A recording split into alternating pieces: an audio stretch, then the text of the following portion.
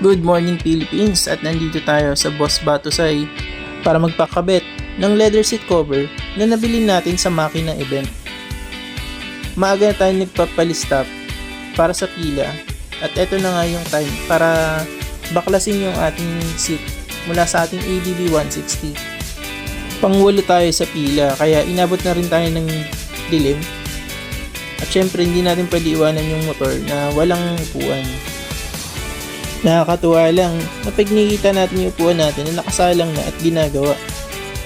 Medyo nakaka-excite kung ano maging itsura ng bago nating upuan.